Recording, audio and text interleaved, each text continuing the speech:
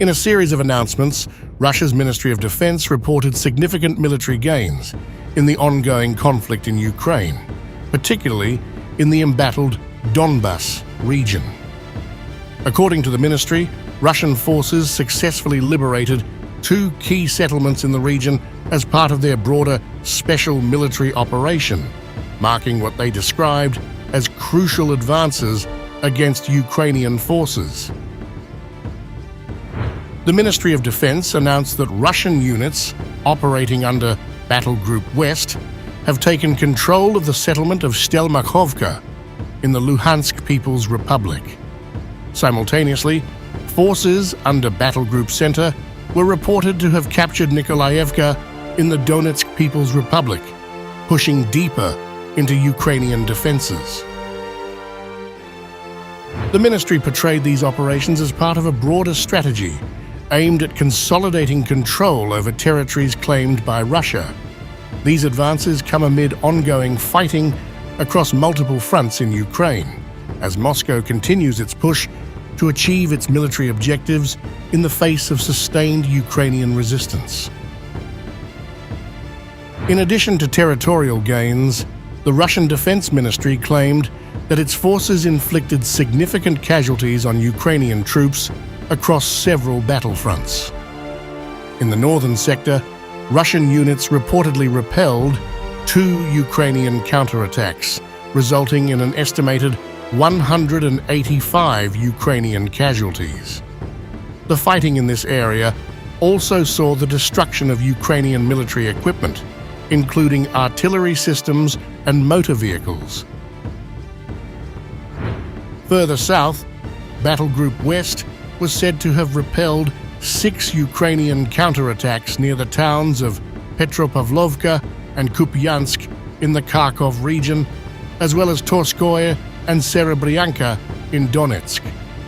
The ministry reported that Ukrainian forces suffered approximately 520 casualties in these clashes, along with the loss of various military assets, including US-made M198 and Mr. B howitzers.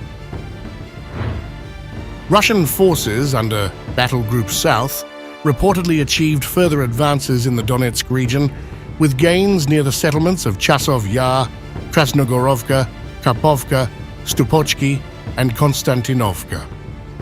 The ministry claimed that Ukrainian forces in this area suffered around 740 casualties, with the destruction of a range of military hardware, including a British-made FH-70 howitzer and US-made M113 armored personnel carriers.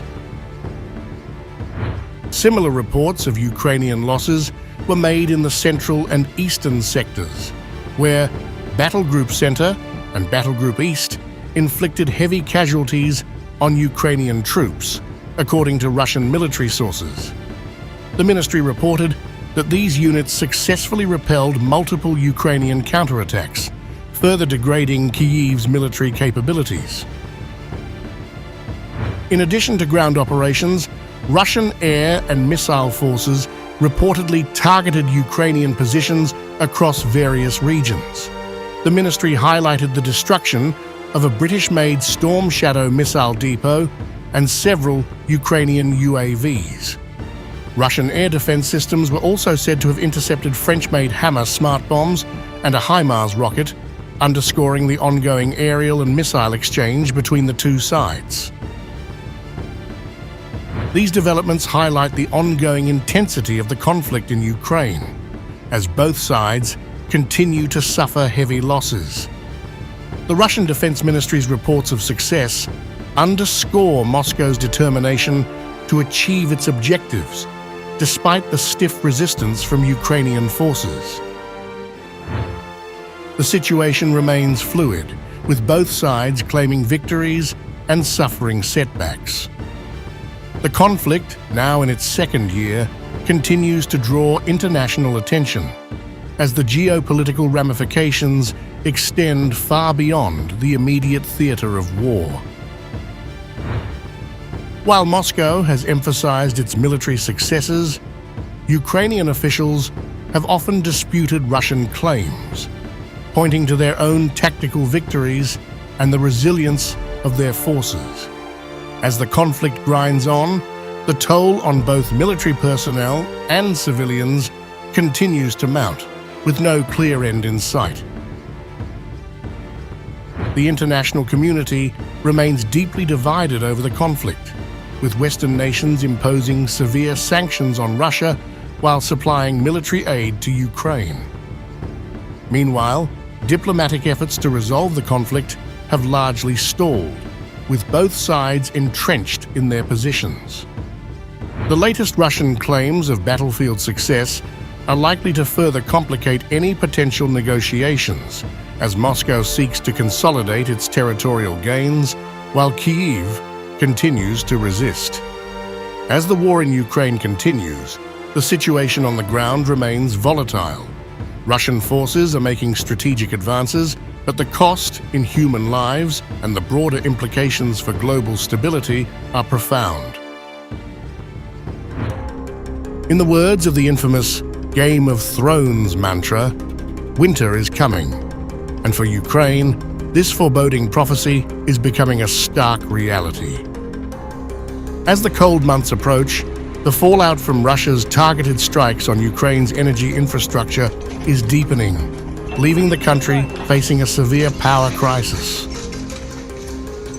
Russia launched its third attack on Kyiv this week on August 29th, with the Ukrainian military reporting that about 15 Russian drones were shot down over the capital. Meanwhile, Ukraine's military confirmed strikes on oil storage facilities in Russia's Rostov and Kirov regions on Wednesday, as well as an attack on a field artillery depot in the Voronezh region. In response to Ukrainian President Volodymyr Zelensky's yet-to-be-disclosed plan to end the war, the Kremlin dismissed the proposal on Wednesday. Zelensky has indicated that the plan will be presented to US President Joe Biden and his two potential successors. The recent devastation at a major Ukrainian power plant, its exact location withheld for security reasons, serves as a testament to the extensive damage inflicted by Russian military operations. Today, there were also reports from the Minister of Energy on the restoration efforts following Russian strikes. Repair crews, essential utilities, and state agencies are working to their maximum capacity. We aim to reduce the deficit. I thank everyone working towards this goal. The plant, a relic of the Soviet era, now stands in ruins with charred walls, blown-out windows, and a collapsed roof. Despite the intensity of the attacks, the plant's critical staff managed to avoid casualties, though the destruction leaves an ominous silence punctuated only by rain falling through the gaping holes. Before the invasion, Ukraine had a generating capacity of 36 gigawatts. By late 2022, Russian strikes had already halved this capacity. Recent assaults have further decimated Ukraine's energy resources, with 9 gigawatts now lost.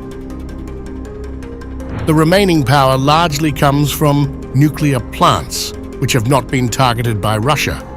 As a result, generators have become a common sight in Kyiv and other cities, as power outages increasingly disrupt daily life.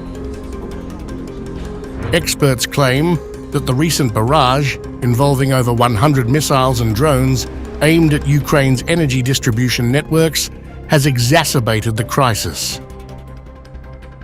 This latest wave of attacks has led to widespread emergency blackouts and scheduled power cuts affecting numerous cities. With winter approaching, the strain on Ukraine's energy system is expected to worsen, raising concerns about the country's ability to endure the harsh months ahead. Analysts warn that the power outages will likely have far-reaching effects.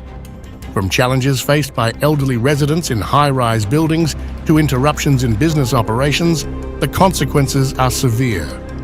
Additionally, there is a looming risk of critical water shortages, as power outages could impact water pumping systems.